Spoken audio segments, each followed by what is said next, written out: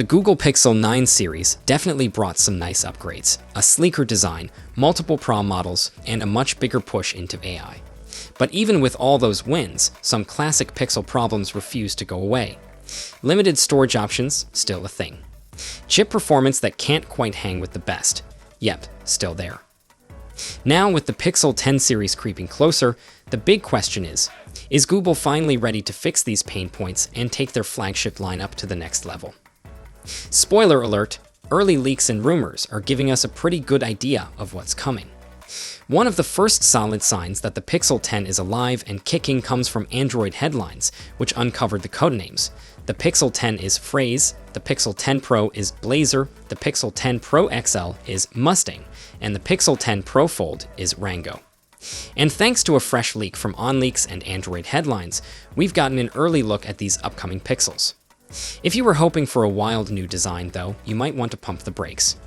At first glance, the Pixel 10 lineup looks almost identical to last year's Pixel 9 series. Same camera bar, same overall shape. Same vibe with the flat edges, curved corners, and thin bezels. Google's definitely sticking with the design language they've been fine-tuning for the past few years. That said, there are a few tiny changes. The Pixel 10 and 10 Pro are about 0.1 millimeters thicker, basically unnoticeable. The 10 Pro XL is a little taller. And one really interesting thing, the regular Pixel 10 now has a third camera lens. According to well-known leaker Kamila Warsikowska, who cites a reliable source inside Google in her report for Android Authority, this third camera doesn't come without trade-offs. To make room for the telephoto lens, both physically and likely budget-wise, Google is reportedly downgrading the main and ultra-wide cameras on the Pixel 10. Instead of using the beefier sensors found on the Pixel 9, the Pixel 10 will allegedly ship with the same camera hardware as the Pixel 9a, Google's mid-range phone. Specifically, the main camera will be the 50-megapixel Samsung GN8, and the ultra-wide will be the 13-megapixel Sony IMX712, both of which have smaller sensors compared to what we got last year. That means lower image quality in certain lighting conditions and possibly less detail across the board. On the plus side, the selfie camera will stay the same, nothing groundbreaking, but no step back either. And the telephoto lens will be the Samsung 3GO1, which was previously used on the Pixel 9 Pro Fold. It's a solid sensor, though it's rumored to have a slightly reduced megapixel count for the Pixel 10. So, what's the strategy here? Well, there are a couple of possibilities. Google might be trying to keep costs down while still adding a flashy new feature.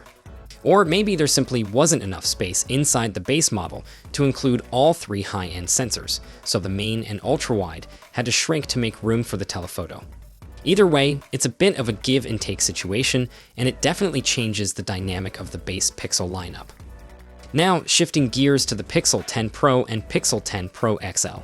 These higher-end models are expected to keep the same camera hardware as last year. No new sensors here, folks, but don't count them out just yet. Google's Pixel phones have always leaned heavily on computational photography, so we could still see photo and video quality improvements purely from software enhancements and AI magic, especially with the upcoming Tensor G5 chip running the show. And for the foldable fans out there, yes, the Pixel 10 Pro Fold is also in the mix. The leaks suggest it's getting a minor camera tweak, with the main sensor being swapped from the Sony IMX787 used in the Pixel 8a to the Samsung GN8. The same one that's going into the base Pixel 10 and 9a. Again, not a huge leap, but maybe a sign of Google trying to create more consistency across devices. Speaking of flexing, AI is getting an even bigger role this year. The Pixel 10 series is rumored to expand on the AI photo editing tools from the Pixel 9, but now it's coming for video too. A new tool called Video Generative Machine Learning will let you edit videos like you already do with photos. Think fixing, enhancing, even erasing stuff from your clips, all powered by AI. But wait, there's more. Sketch to image sounds like you'll be able to doodle something and turn it into a real image, kind of like Microsoft's AI Copilot. Speak to Tweak will let you literally talk to your photos to tweak them, make it brighter, blur the background, you name it. And then there's the mysterious magic mirror, which could be some crazy advanced live filter for selfies. If that's not enough AI goodness, Google's also cooking up something called Pixel Sense, and it sounds awesome. Pixel Sense is like Google Now 2.0, but way smarter and way more seamless.